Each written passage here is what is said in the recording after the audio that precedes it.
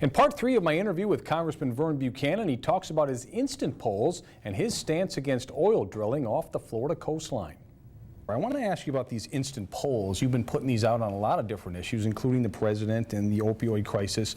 Are you learning a lot from this, and even reaching across and working with Democrats on some of this legislation? You've talked about those. Well, I think when I first ran for Congress, a few years back, I mean, the bottom line is that the mindset I had, and a lot of people had, nobody listens in Washington. So we do the polls. We probably have close to 20,000 people that answer them.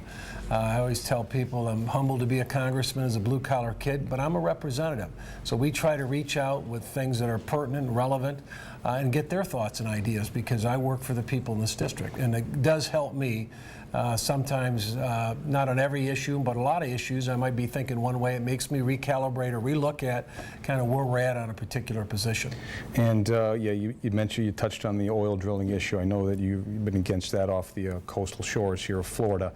What about Let me just say on that is that, when I chaired the local chamber here in Sarasota, we had a motto, good life, good business. Good life means a good environment, clean water, clean air, clean beaches, and that's why I've been so strong against offshore drilling. And the tourism industry continues to push the economy in Florida. It's one of our biggest industries. I mean, to have what happened to the implosion we had in the Gulf of Mexico, you could have that off our shore. It would hurt not only tourism, but it would hurt real estate values.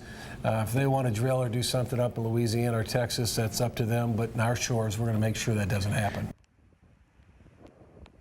In our final segment tomorrow, the Congressman talks about 2018 and his thoughts on a possible challenger to his seat.